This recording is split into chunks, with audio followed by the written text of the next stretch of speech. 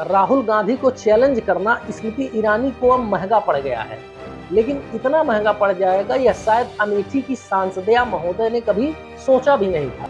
आपने अक्सर देखा होगा कि स्मृति ईरानी हमेशा कुछ न कुछ आरोप राहुल गांधी पर लगाती रहती है, लेकिन आपने कभी भी राहुल गांधी को उनके आरोपों पर जवाब देते हुए नहीं देखा होगा।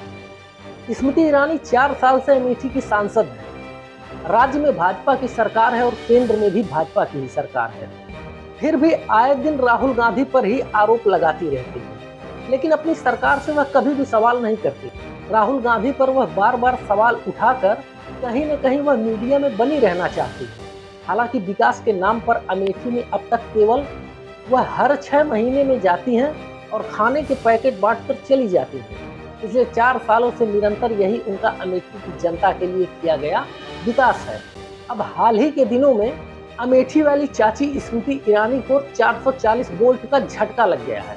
वह भी एक नहीं, लगातार 2 झटके लग गए और इन झटकों के बाद यह साफ हो गया है कि अगर राहुल गांधी अमेठी से चुनाव लड़ते हैं या कांग्रेस पार्टी का कोई भी नेता अमेठी से चुनाव लड़ता है तो उसकी जीत कन्फर्म है। स्मृति ईरानी का आलम यह हो गया है कि अब इन्हें दिन में भी तारे दिखाई देने लगे। यह वही स्मृति ईरानी है जो कांग्रेस के शासनकाल में महंगाई के नाम पर अपनी चूड़ियां तोड़ देती थी, विधवा विलाप शुरू कर देती थी।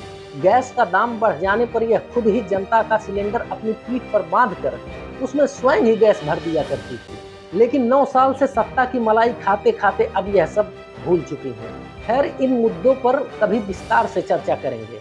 आज चर्चा कर लेते हैं जो हाल ही के दिनों में स्मृति ईरानी को 2 बड़े जोरदार झटके लगे हैं और इन झटकों की वजह से वह काफी तिलमिलाई हुई है और खूब ऊल जुलूल की बातें कर रही है। दरअसल हुआ यह है कि कुछ दिन पहले ही मोदी सरकार के मंत्रिमंडल विस्तार की चर्चा हुई और कुछ नए चेहरों को मंत्रिमंडल में शामिल करने की योजना बनाई गई। तो जाहिर सी बात है कि भाजपा 2024 के चुनाव से पहले अपने कुछ मंत्रियों को बेरोजगार करने वाली है। चर्चा यह है कि भाजपा शिंदे गुट और अजीत पवार गुट के नेताओं को अपने मंत्रालय में जगह दे सकती है और साथ ही साथ चिराग पासवान को लेकर भी यही कयास लगाए जा रहे हैं कि देर सवेर भाजपा इन छोटे छोटे दलों के नेताओं को अपने मंत्रालय में बड़ी जगह दे सकती है, ताकि राज्य में इन पार्टियों को ताकतवर दिखाकर 2024 में अच्छा खासा वोट ऐंठ लिया जाए। अब जिन मंत्रियों का मंत्रालय छीनने की योजना बनाई जा रही है उनमें सबसे पहला नाम स्मृति ईरानी का ही है। अब भाजपा के शीर्ष नेताओं ने जब से इस बात का खुलासा किया है तब से स्मृति ईरानी की हवाइयां उड़ गई हैं, क्योंकि अगर 2024 के चुनाव से पहले स्मृति ईरानी का मंत्रालय चला जाता है तो कहीं न कहीं यह अमेठी के चुनाव में कांग्रेस को बड़ा फायदा देगा। अब इस झटके से स्मृति ईरानी अभी उभर भी नहीं पाई थी कि इसी कड़ी में एक और झटका लग गया और यह झटका शायद मंत्रालय जाने से भी ज्यादा दुख देने वाला है।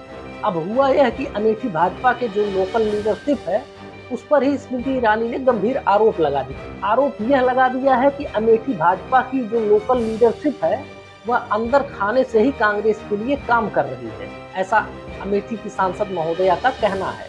अब इसमें सच्चाई कितनी है वो भी देख लेते हैं। हालांकि ये आरोप कहीं न कहीं सच भी हैं, क्योंकि इनकी कार्यशैली से वहाँ की जो लोकल लीडरशिप है वह काफ़ी नाराज चल रही है और चुनाव में इन्हें मजा चखाने की बात कर रही है।